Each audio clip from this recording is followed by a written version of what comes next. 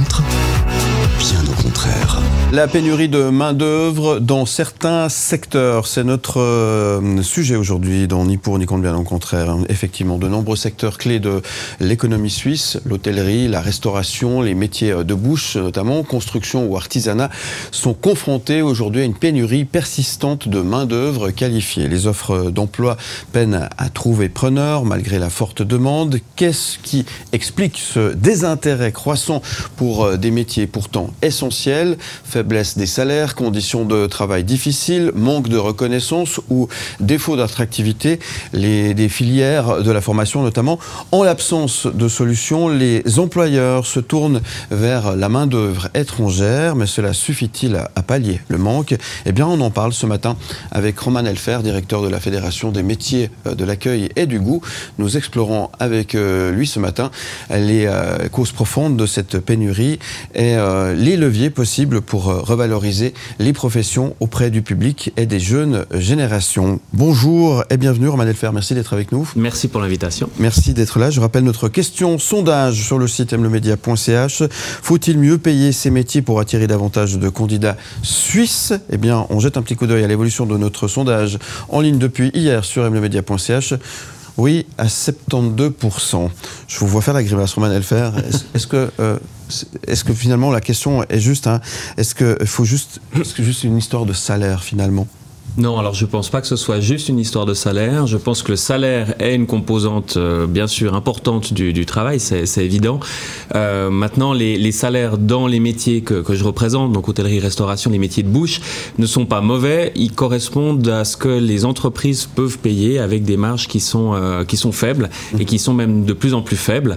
Je pense que presque tous les patrons ou patronnes voudraient payer des meilleurs salaires s'ils le pouvaient. La plupart ne le peuvent pas. Oui, mais c'est peut-être un des problèmes, mais c'est pas le seul en tous les cas. C'est pas le seul. C'est pas le seul. Pour en débattre ce matin avec nous, Thomas Lécuyer, David Letard et Mike Pérez. Grande question, Mike Pérez. Oui, parce que si on prend effectivement l'exemple des métiers de l'hôtellerie, de la restauration, on sait à quel point les horaires sont contraignants. Pardon, on sait à quel point effectivement aussi la pénibilité du travail est présente. Quand on évoque évidemment tout le milieu hospitalier, il y a aussi toute cette problématique des horaires. Et puis, on évoque la construction aussi, c'est aussi un secteur qui est dans le dur actuellement. C'est difficile de trouver des gens. Pourquoi? Parce qu'effectivement, aller travailler sur des chantiers, c'est pas forcément simple, c'est pas forcément évident. Donc effectivement, il y a un problème généralisé qui est dû à plusieurs facteurs. Alors pourquoi ces métiers essentiels peinent-ils finalement à attirer des candidats aujourd'hui, si c'est pas seulement la notion du salaire, effectivement? Je pense qu'il y a beaucoup de causes, ou du moins c'est multifactoriel. Il y a sans aucun doute déjà une notion post-Covid dans beaucoup de ces professions. Ça commence à faire quelques années, mais les conséquences sont toujours là. C'était des secteurs qui ont été fermés ou qui ont été en tout cas impactés pendant longtemps. Oui. Donc des gens qui sont partis, qui ont découvert effectivement une autre manière de travailler avec d'autres horaires, c'est certain. On a aussi une société qui est un peu étonnante, qui valorise les professions de service. La fermeture des restaurants était un drame pendant le Covid et j'en suis convaincu. Ouais. Mais on oublie assez vite lorsqu'ils sont réouverts que ça fait partie de ces professions de service essentielles, un lien social, des choses comme ça qu'on valorise peu, et on valorise peu les gens qui travaillent au quotidien. Après, pénibilité, c'est possible, effectivement, c'est des métiers avec des horaires particuliers. Il y en a beaucoup. Énormément en Suisse, si on prend, vous avez dit, la santé, la construction, les transports, les urgences, etc., etc. Donc on a énormément de gens qui travaillent avec des horaires irrégulier. Est-ce que c'est pénible? Ça dépend de la manière dont on s'organise, ça dépend de la manière dont les entreprises mettent en avant les forces. Il y a bien sûr des faiblesses, il y a des manières différentes de travailler, mais ça fait partie d'une réalité. Oui, je crois qu'aujourd'hui, effectivement, un des éléments importants par rapport aux horaires irréguliers, on le sait, quand on se lance dans un métier de restauration, dans les soins, dans le journalisme aussi, évidemment. Ouais. On sait, on connaît les contraintes et tout, mais je crois qu'aujourd'hui, il y a un élément primordial qui a pris le dessus, qui a pris le pas, c'est effectivement le côté social. On sait à quel point, effectivement, quand on travaille le soir, le week-end, c'est difficile d'avoir une vie sociale parce qu'on est en décalage par rapport à la plupart de nos amis, des membres de notre famille, par rapport aux enfants aussi, qui eux ont un horaire un peu plus cadré. Et on se rend compte à quel point aujourd'hui on donne de l'importance, je crois, et qu'on veut prioriser ce côté social, à pouvoir garder ce lien social avec tout le monde. Et du coup, on se dit, j'ai plus envie de travailler effectivement avec ces contraintes horaires, même si le métier, peut-être le travail me plaît. J'ai plutôt envie de trouver un métier, un job qui me permet effectivement de concilier vie professionnelle, vie familiale, vie privée. C'est l'après-Covid qui a semé un peu le trouble, là. C'est clair que ça a permis d'illustrer des situations qu'on ne remettait pas en question, et puis soudainement on se rend compte d'autres réalités qui n'étaient pas les nôtres avant, et puis c'est vrai qu'il peut y avoir une certaine usure à travailler le soir, des week-ends. Le lien social, il est important. C'est des métiers en l'occurrence qui vivent le lien social aussi à l'intérieur de la vie professionnelle. Donc alors c'est pas la même chose que d'aller boire un verre avec des amis, que de les servir, on est bien d'accord, mais c'est aussi des professions qui peuvent être attirantes de ce côté-là. Et puis conciliation vie professionnelle, vie privée, c'est un défi, c'est certain. Il faut que les entreprises arrivent à imaginer de nouveaux modèles, ça c'est impératif si elles veulent continuer à être attractives. Mais c'est aussi des professions où on peut avoir congé l'après-midi, où on peut éventuellement aller chercher ses enfants à l'école, où on peut peut-être être présent des jours de semaine, des choses qui ne sont pas possibles dans d'autres branches. Donc on parle énormément des aspects qui sont peut-être plus compliqués ou qui ne conviennent pas à tout le monde, mais ça peut aussi être des belles plus-values si on cherche ça un peu différemment. Ouais, évidemment. Thomas Lécuyer. C'est important ce que dit Monsieur Alfer, et je voulais revenir aussi ce que tu disais, Mike, tout à l'heure. C'est une fausse idée, je trouve, de penser que les horaires décalés sur le week-end ou sur le soir empêchent une vie familiale ou empêchent de voir ses enfants. Moi, j'ai une grande expérience professionnelle dans ces métiers-là auparavant, avec plus de 15 ans à travailler la nuit et les week-ends. Et en fait, je me rends compte que je voyais plus mes enfants à ce moment-là, parce que je travaillais pas, par exemple, pour leur pause de midi ou pour les amener à l'école, les chercher à l'école, passer du vrai temps de valeur avec eux entre 16h et 18h, là où ils sont disponibles, plutôt que le temps à 20h où ils sont bons qu'à râler et qu'à pas vouloir se laver les dents. Donc quelque part, ça permet de dégager du temps à des horaires différents qui nous permettent aussi évidemment de voir notre famille. Donc il y a plein d'idées. Ça veut dire que tu es décalé de la plupart des autres personnes. Donc, bien sûr. Voilà, c'est pas forcément apprécié. Oui, non, mais ça peut être un problème. Mais est-ce que les gens ont tout simplement plus envie de travailler ? C'est une vraie question. Là, j'appuie là où ça fait mal, mais c'est la vérité. Je pense pas, non, pas du tout. J'ai la chance de travailler très proche de centres de formation d'apprentis qui ont 15, 16, 17 ans, qui se lancent dans ces métiers. On en a encore beaucoup. On pourrait en avoir plus, c'est certain, et c'est un défi aussi, mais on en a beaucoup, et puis ils se lancent dedans avec beaucoup d'enthousiasme, de passion. À 15 ans, se dire j'ai envie de faire cuisinier malgré toutes les contraintes que vous évoquiez, c'est très courageux, et ils le font avec de l'enthousiasme, avec de la passion. Je pense que c'est assez réducteur d'imaginer qu'aujourd'hui les gens ne veulent plus travailler. Les gens veulent travailler différemment. Les gens veulent un équilibre, ça c'est certain. Ils veulent mettre du sens dans leur travail. Mais ça tombe bien, on a des métiers qui font énormément de sens, donc on peut que les accueillir. Est-ce qu'il n'y a pas un problème de valorisation de ces métiers, notamment dans le corps enseignant ou dans un système où avant c'était presque une fierté de faire un apprentissage. Maintenant, ça peut être presque une menace. Si tu passes pas ta matu, tu finiras apprenti de quelque chose. Moi, ça m'a toujours un peu gêné, ce rapport. Je trouve qu'il faut valoriser ces métiers qui sont des beaux métiers. Être cuisinier, c'est un très beau métier. Être boulanger, c'est un très beau métier. Être dans le bâtiment, construire des maisons, c'est un très beau métier aussi. Il faut donner envie aussi à... Il y a eu une vague comme ça, effectivement, mais c'est fini, ça. En tout cas, on veut en sortir. En tout cas, c'est certain, et puis c'est à nous de la réactiver, clairement. C'est compliqué parce que justement tous ces métiers sont magnifiques, tout le monde s'accorde à dire que c'est essentiel, mais les personnes ne sont pas forcément valorisées dans leur profession, dans leur passion. C'est un défi, et puis les enseignants, les parents aussi, c'est des défis. On doit de notre côté arriver à convaincre pas tant les jeunes que convaincre leurs parents, convaincre leurs enseignants que c'est des beaux métiers, puis qu'on peut faire une magnifique carrière dedans. Pas facile, hein? Faut-il payer ces métiers pour attirer davantage de candidats suisses? C'est notre question sondage sur le site mlemedia.ch. 74% vous dites oui. On continue de donner votre avis.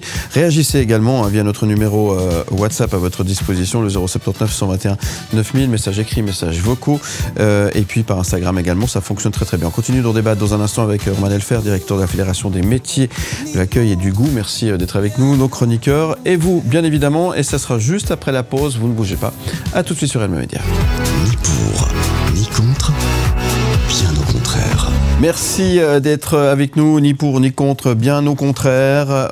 On parle de ces professions et qui ont la peine finalement à retrouver un peu de candidats, hein, on peut le dire très clairement. Hein.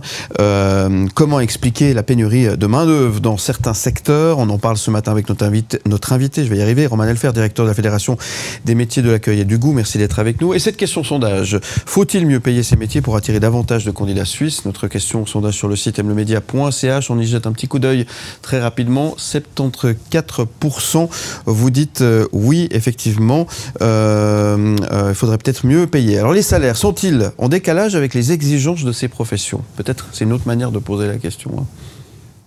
C'est possible. C'est vrai que c'est des métiers qui sont exigeants et puis probablement qu'ils pourraient être davantage rémunérés. Mais c'est ce qu'on évoquait tout à l'heure, c'est que les salaires sont aussi en adéquation avec les marges des employeurs, avec ce que les gens sont d'accord de payer. Et puis si tout le monde était d'accord de payer son café 5 francs et son plat du jour 25 francs, il n'y aurait aucun problème de salaire. C'est pas le cas. Voilà. J'ai quand même une question qui fâche un peu à vous poser, puis comme ça remet une bûche. Vas-y. Débat. On voit bien, quand on voit bien les mouvements des frontaliers tous les matins, la plupart des employés de commerce, la plupart des employés des métiers de la restauration sont des frontaliers qui arrivent le matin, qui repartent le soir, parce que les salaires ne correspondent pas aux attentes des Suisses et que les gens ont du mal à recruter dans ces branches. Après, ça fait du moulin. Ça fait des arguments pour les partis qui disent il y a trop de frontaliers, on n'est plus chez soi, etc. Alors comment on fait pour répondre si les employeurs n'ont pas les moyens de payer des salaires à des Suisses, comment on fait? Je pense qu'il faut éviter des raccourcis. Déjà, les personnes frontalières qui travaillent dans les entreprises et dans tous les domaines. Dans les domaines que je représente, on est bien content d'avoir la main-d'œuvre frontalière et elle est essentielle, elle est indispensable à nos entreprises. Bien sûr. Elle correspond aussi à des besoins, c'est certain. On a, de manière générale, sur la pénurie de main-d'œuvre, on a une inadéquation entre une main-d'œuvre qui est peut-être disponible, parfois frontalière, et celle qui manque, à savoir la main-d'œuvre qualifiée. Et c'est vraiment dans ce domaine-là que c'est compliqué. On ne forme pas assez en Suisse, on n'a pas assez d'employés qui sont formés et qui restent dans ces métiers. C'est peut-être dû au salaire, c'est peut-être dû à l'image, on en parlait, à beaucoup d'éléments. De la reconnaissance des employeurs, le salaire bien sûr, mais aussi de la société. Et en l'occurrence, eh bien, le personnel frontalier, formé ou non, est indispensable et répond aux besoins. En même temps, Lausanne, on forme les plus grands, on a la plus grande école hôtelière au monde, une des en tous les cas. On forme chez nous des gens qu'on ne peut pas engager chez nous. C'est assez fou quand même. Alors je pense que l'école hôtelière de Lausanne forme très bien beaucoup de gens, mais qui ne sont pas forcément le personnel qu'on a besoin dans une boucherie, une boulangerie ou un restaurant, en tout cas au quotidien, au service. Oui, alors on forme des très hauts profils, et puis c'est aussi des débouchés, c'est ce qu'on essaye d'expliquer pour l'attractivité de la formation, c'est de dire, ben voilà, vous pouvez faire un CFC, travailler quelques années, poursuivre avec des études, ouvrir votre établissement, voyager, enfin il y a beaucoup de débouchés. C'est effectivement un défi d'avoir des belles offres de formation. On a des passerelles qui sont incroyables, qui se sont développées ces 15-20 dernières années. Il faut qu'on communique davantage dessus, mais ça ne remplacera pas le fait d'avoir beaucoup de gens dont on a besoin et qui doivent travailler au quotidien dans nos entreprises. Sans formation, c'est là où je voulais en dire. Pas forcément sans formation, parce que la principale main-d'œuvre qui nous manque, c'est de la main-d'œuvre qualifiée, mais des gens qui auraient une AFP, un CFC, qui travaillent pas forcément toute leur vie dans ce domaine-là, mais en tout cas quelques années, et puis qui grandissent dans leur carrière avec un bon bagage et une formation de base. David Letard. Bon, après, pour l'école hôtelière, il reste malgré tout de magnifiques ambassadeurs de l'excellence suisse dans le monde aussi. Et ça, je pense qu'on peut le souligner. Dans le monde, justement, on en parle. Un rapport détaillé de Korn Ferry révèle que d'ici 2030, plus de 85 millions d'emplois pourraient rester vacants, faute de travailleurs qualifiés pour les occuper. Alors, est-ce qu'il y a un changement dans les compétences requises finalement pour ces emplois? Parce qu'on a parlé de salaire, mais est-ce qu'il y a un changement aussi dans les compétences finalement? Est-ce que le travail a changé? Oui, le travail a changé, c'est certain. Disons plutôt que les attentes de la clientèle a changé. Pour tous les établissements, tous les commerces que je représente, les clients veulent des choses un petit peu différentes. L'exemple du restaurant va bien. Il y a quelques années, on passait très volontiers 2 heures à table en prenant le temps, etc. Aujourd'hui, on veut manger très vite. Et il y a des choses qui forcément évoluent. Les compétences doivent évoluer. Il faut aussi prendre le temps pour que le monde qui travaille sur le marché puisse acquérir ces compétences. La formation doit s'adapter aussi, correspondre aux besoins à la fois des entreprises dans ces nouveaux modes de consommation, mais aussi aux aspirations des jeunes. Donc c'est pas quelque chose de figé, on dit bon voilà l'objectif et voilà où on doit aller, puis si on atteint cet objectif ce sera bon, on a tout ce qu'il nous faut. C'est un processus qui est mouvant, les attentes des clients sont mouvantes et il est parfois un peu difficile de les suivre, mais on s'y emploie. Mike Perez. Ouais, deux éléments. Le premier dont on n'a pas encore parlé, c'est le télétravail, qui aujourd'hui devient une composante essentielle dans le monde du travail. Aujourd'hui, quand on passe un entretien, une des premières questions qui vient, c'est « Je peux télétravailler combien de jours par semaine ?» Dans vos métiers, c'est impossible, quoi. Donc ça, c'est aussi un élément, je pense, qui retient certainement certains candidats à se dire c'est un métier où je dois être 5 jours par semaine au boulot, je vais me taper les trajets, tout ce qui va avec, les inconvénients et tout ça. Autre conséquence de Covid. Alors que si je fais effectivement un autre job, je peux peut-être espérer télétravailler 2 à 3 jours par semaine parce que c'est des choses que je peux faire depuis la maison. Donc ça, c'est un élément, je pense, peut-être qui retient aussi un tout petit peu. Puis un autre, alors ça c'est par contre quelque chose de positif pour vous, c'est qu'aujourd'hui on a beaucoup parlé d'intelligence artificielle et je pense que ça c'est quelque chose qui effectivement ne viendra jamais remplacer, enfin j'espère. Il y a déjà des robots, il y a des robots qui font le service. Des restaurants lausannois. Oui, mais c'est des petits robots, ça c'est pas de l'IA, c'est de la robotique qui existe déjà. Ça commence comme ça. Mais enfin j'ose espérer qu'effectivement jamais l'intelligence artificielle n'arrivera à remplacer le boucher, le boulanger et le cuisinier. Je pense que là, de ce côté-là, vous êtes un peu à l'abri, heureusement. On est à l'abri, mais il faut être attentif quand même à ces évolutions-là. L'intelligence artificielle, la robotique, etc., ça doit être des outils qui nous permettent de faire notre métier davantage, à savoir y mettre une touche d'humain, d'émotionnel, beaucoup de savoir-faire. Et ça, effectivement, la machine ne pourra a priori pas le faire. Mais la machine est vraiment en train de nous bouffer. Dans l'actualité, justement maintenant, à Londres, en 2026, Uber va mettre des taxis autonomes. Ils vont faire des tests pour qu'en 2027, finalement, ce soit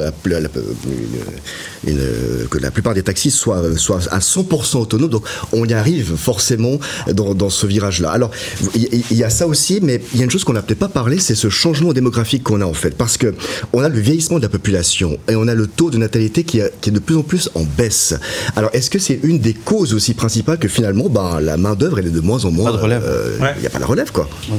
Alors c'est clairement une cause et c'est une cause qui concerne toutes les branches et tous les domaines, ça c'est certain. Pour ça, il y a une des manières de réagir et qui nous préoccupe et nous occupe, c'est la formation continue et la formation de personnes qui sont déjà sur le marché du travail, qui travaillent dans nos entreprises ou dans d'autres domaines et puis qu'il faut former, qu'il faut accompagner pour acquérir des compétences plus tard qu'à l'entrée de leur carrière professionnelle. Si vous me permettez de rebondir sur le télétravail. Alors j'ai pas d'enquête ou d'études sous la main, mais je suis partiellement d'accord. Je suis pas sûr que les gens soient des fans inconditionnels du télétravail. Derrière le télétravail, c'est la flexibilité qu'on cherche. C'est l'équilibre vie professionnelle, vie privée. C'est le fait de pouvoir avoir des horaires qui soient conciliants avec des activités sportives, des activités sociales, la famille, etc. Et là, nos métiers, ils doivent changer de modèle et on doit trouver une manière d'être plus flexible, de correspondre aux attentes à ce niveau-là. niveau-là.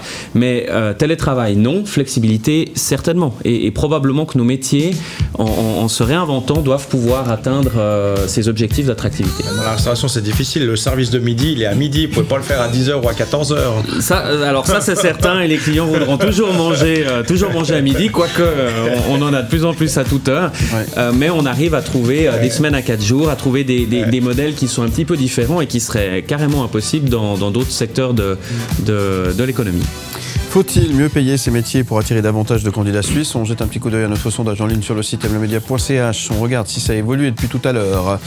Alors, septembre, non, on stagne un peu dans à peu près les mêmes chiffres. 75%, vous dites oui, visiblement, le salaire, c'est quand même quelque chose important. C'est pas, on le disait, c'est pas le seul, mais ça, visiblement, ça reste quand même quelque chose. C'est quelque chose d'important, c'est clair. On parle souvent des salaires qui seraient trop faibles. Je me permets de profiter de rappeler que tous nos domaines ont des conventions collectives de travail avec des salaires qui sont prévus, des salaires minimums. Et très largement, les entreprises payent au-dessus des salaires minimums. C'est aussi une conséquence logique et pour les employés favorable d'une pénurie, c'est que les salaires peuvent augmenter. Une concurrence entre les entreprises finalement aussi. Complètement. Et puis les employés tiennent le couteau par le manche dans cette période-là. C'est une pression en plus pour les entreprises. C'est aussi pas évident pour elles dans un contexte d'inflation, etc.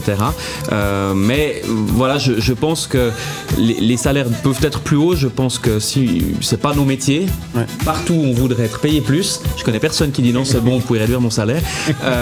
Donc oui, gagner plus, c'est certain. Si c'était possible, ce serait fait. Maintenant, je pense que les conditions de salaire sont pas si mauvaises dans nos branches. Elles sont pas si mauvaises, mais si elles étaient plus élevées, il pourrait sans problème aller consommer un café à 5 francs dans un autre restaurant, par exemple. On commencera par nos clients qui travaillent dans d'autres secteurs. Ni pour, ni contre, bien au contraire. Et voilà qui ne va pas ravir les métiers de la restauration, la ministre de l'Intérieur, Elisabeth Baumschneider, qui propose de prélever des cotisations AVS sur les pourboires qui sont payés par voie électronique. Comme le paiement électronique est la norme, la traçabilité s'améliore. La Confédération estime les pourboires dans la restauration entre 600 millions et 1 milliard de francs par an, ce qui représenterait entre 20 et 50 millions de francs de recettes supplémentaires pour l'AVS. Et tout ça de moins dans la poche des gens du service. Non mais alors justement, ça permet de réagir là. Qu'est-ce que vous en pensez de ça? Non mais c'est pas possible ça. Non, c'est pas possible. Il y a les chaussettes qui tombent là. Un petit peu. Alors faut arrêter de déconner. C'est tristement pas une surprise parce que c'est un sujet qui malheureusement revient régulièrement. Dieu merci, on a des autorités ou des parlementaires qui ont un peu la tête froide et qui permettent de contrer ces initiatives. J'espère que ça sera le cas encore. Non, ça ne fait pas sens. Le pourboire n'est pas du salaire, le pourboire est une gratification volontaire de la clientèle en fonction de la satisfaction. Quand vous donnez un pourboire, vous le donnez à la personne qui vous a servi pour que la personne en bénéficie, puis pas pour qu'elle vienne rajouter des cotisations sociales. D'autant plus quand c'est des métiers qui ont des salaires où 75% aimeraient que ça soit plus haut. Mais laissons ces pourboires tranquilles et concentrons-nous sur des défis un petit peu plus importants. On parlait de reconnaissance tout à l'heure. Un pourboire, c'est une sorte de reconnaissance, c'est un petit sucre, un petit truc parce qu'on a été bien servi, parce qu'on a passé un bon moment, etc., etc. Là, ça arrangerait pas les choses en fait. Ça compliquerait. Finalement, un pourboire, c'est une petite gratification, ça fait pas de mal. Et qu'est-ce qu'on vient nous emmerder avec ça? Franchement, on dépasse l'entendement. Je partage la conclusion. Qu'est-ce qu'on vient nous emmerder avec ça?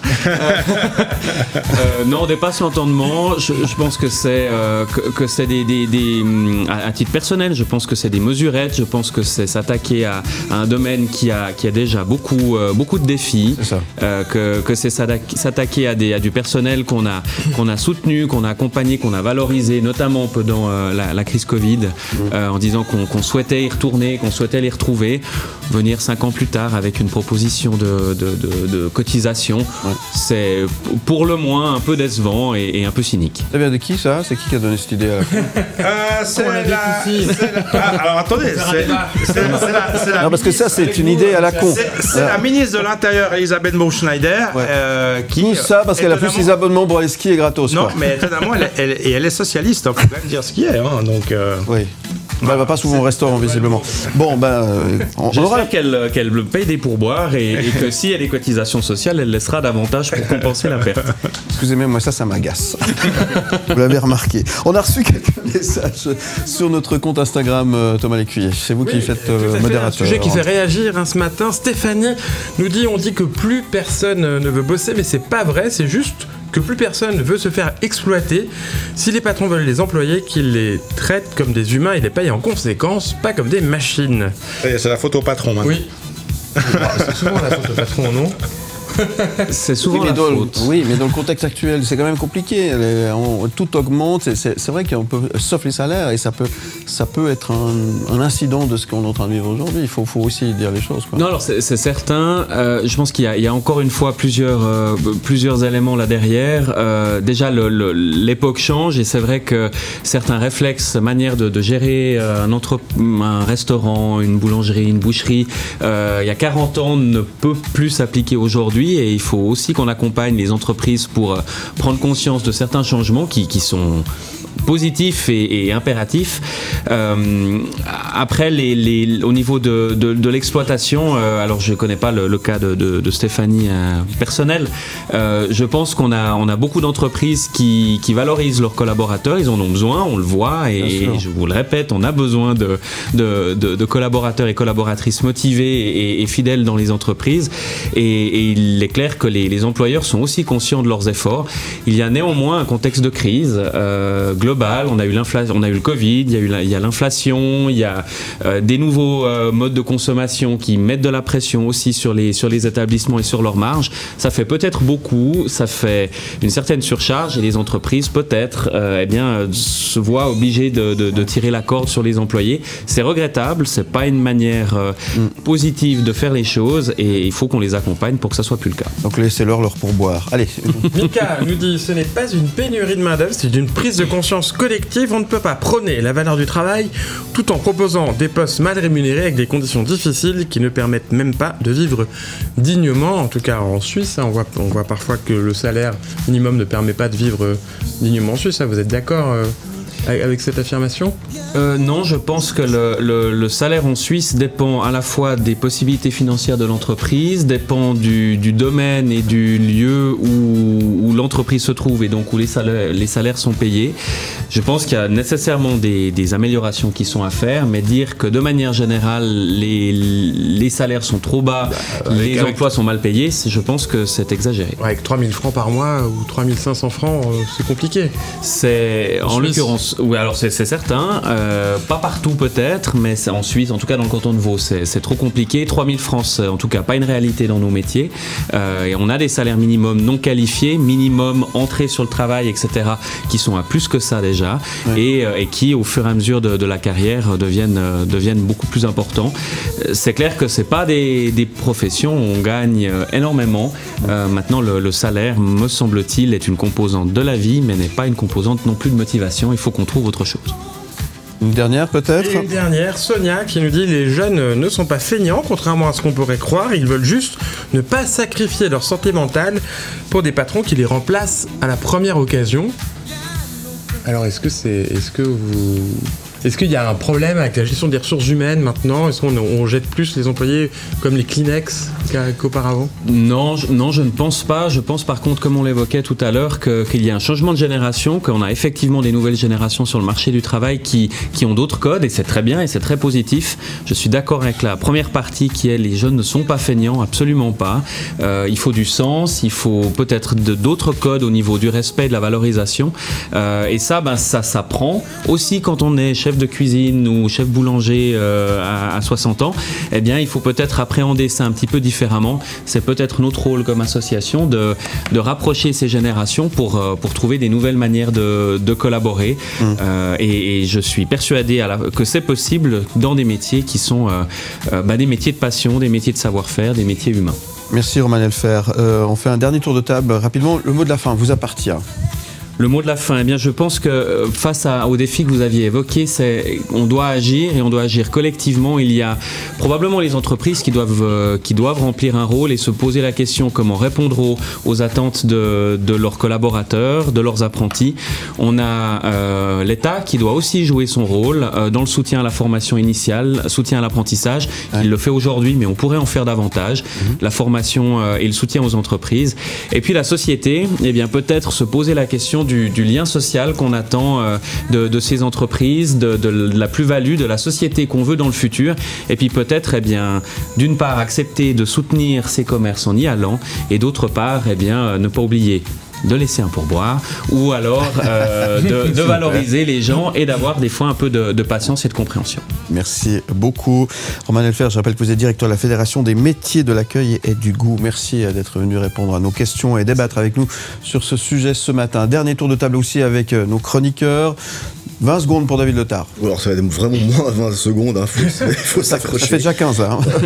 Faut s'accrocher, c'est pas évident. Vous allez demander une augmentation. Non mais faut s'accrocher. On est dans un virage, c'est terrible entre l'intelligence artificielle, mais c'est mondial. Hein. Et ce problème n'est pas qu'en Suisse, c'est vraiment un problème mondial actuellement. Bien sûr. C'est un grand point d'interrogation. Oui, les jeunes sont pas fainéants. Ils réfléchissent différemment que nous. C'est de la génération qu'on est là aujourd'hui. Voilà, faut s'accrocher. J'ai pas d'autre chose à dire. Ouais. Courage. Merci David. Thomas Lécuyer. Je crois qu'à partir du moment où on aime un métier, son métier, il est beau, il faut réapprendre à aimer ses métiers et aussi à les faire aimer par la société, ce qui n'est pas des métiers honorables et des métiers honteux ou qu'on menace. Oui. Mike Pérez. On a beaucoup parlé des métiers de bouche ce matin, mais je le dis, hein, il y a la santé, il y a les urgences, il y a la construction aussi, hein, qui sont des métiers compliqués pour la relève. Donc voilà, accrochez-vous aussi, hein, allez-y. Et puis on a besoin de tous ces métiers-là, il faut les valoriser. Comme on le peut, que ce soit effectivement via le salaire ou via la reconnaissance. Et puis si vous travaillez bien, un petit pourboire, ça fait pas de mal. Et effectivement, et ça fait du bien par où ça passe. Merci en tous les cas, messieurs, d'avoir débattu avec nous sur ce sujet que vous retrouvez en podcast et en image sur le site mlemedia.ch. Où tu veux.